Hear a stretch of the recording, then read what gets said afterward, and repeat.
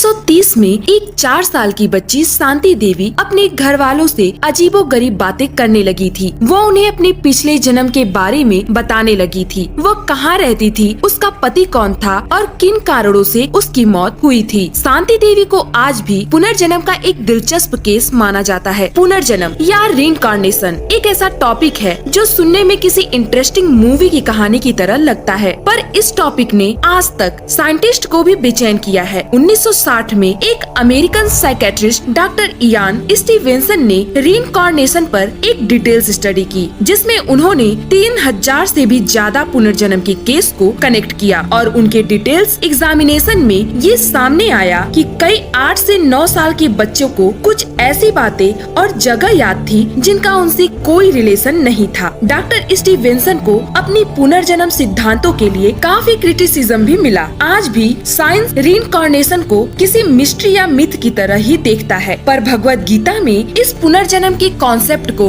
काफी डिटेल में एक्सप्लेन किया गया है। भगवत गीता में श्री कृष्ण ने अर्जुन को ये समझाया है कि हमारा शरीर डिस्ट्रॉय हो सकता है, पर हमारी आत्मा हमेशा अमर रहती है। गीता के 8वें अध्याय के 6वें श्लोक के अनुसार जो बातें इंसान को उसकी मृत्यु के वक्त याद होती हैं, वो उसकी आत्मा का एक हिस्सा बन जाती हैं, और वही बातें वह दूसरे शरीर में जाने के बाद भी याद कर पाता है। उन्हें पॉपुलरली पास्ट लाइफ मेमोरीज कहते हैं, जिनके सोर्सेस पे आज भी आर्ग्यूमेंट्स और डिबेट्स हो रहे हैं। भगवत गीता कहती है कि मृत्यु और पुनर्जन्म एक ऐसी नेवर एंडिंग साइकिल है जिससे आत्मा बार बार गुजरती है। पर क्या साइंस आत्मा को मानता है? डॉक्टर वाइल्डर पेनफील्ड ने अपनी book the mystery of mind में एक ऐसे एक्सपेरिमेंट को मेंशन किया है जिससे वह आत्मा की एग्जिस्टेंस को प्रूव करना चाहते थे। हमारे ब्रेन में अलग अलग एरियाज होते हैं जो अलग अलग मूवमेंट्स और एक्शन के लिए रिस्पॉन्सिबल होते हैं। डॉक्टर पेनफील्ड के एक्सपेरिमेंट में उन्होंने दिमाग के कुछ एरियाज को आर्टिफिशियली एक्टिवेट करके अपने सब्जेक्ट्स के हाथों की कुछ मूवमेंट कराई। उन्होंने ये सवाल उठाया कि अगर आर्टिफिशियल एक्टिवेट करने पर ब्रेन इंसान से ये मूवमेंट करवा रहा है तो नॉर्मल लाइफ में ब्रेन को सिग्नल कौन देता है। वो इस नतीजे पर पहुँचे कि अगर ब्रेन एक कंप्यूटर है तो उसे कोई चीज प्रोग्राम कर रही है, और वो है हमारा सोल या आत्मा। भगवत गीता में यह क्लियर किया गया है कि पुनर्जन्म मृत्यु के बाद का एक ऐसा सच है जिससे इंसान मोक्ष पाने के बाद ही छुटकारा पा सकता है। मोक्ष या लिबरेशन एक ऐसी स्टेट है जिसमें आत्मा जन्म, मृत्यु और पुनर्जन्म की साइकिल से आजाद हो जाते हैं। भगवत गीता के 7वें और 15वें अध्याय में एक ऐसे यूनिवर्स का जिक्र किया गया है जहाँ ना ही सूरज और ना ही चांद की रोशनी है। वहाँ जो भी रोशनी है वो परमात्मा की तेजस्वी रूप से है। यहाँ श्री कृष्ण के परमात्मा रूप वास करते हैं, और यहाँ सिर्फ उन लोगों की आत्मा जाती है जिन्होंने खुद इस दुनिया से अलग होकर मोक्ष हासिल किया हो। भगवत गीता का यह हिस्सा ना ही सिर्फ आत्मा के बारे में बात करता है, बल्कि यहाँ फिर से एक अलग यूनिवर्स के एग्जिस्टेंस की बात की गई है।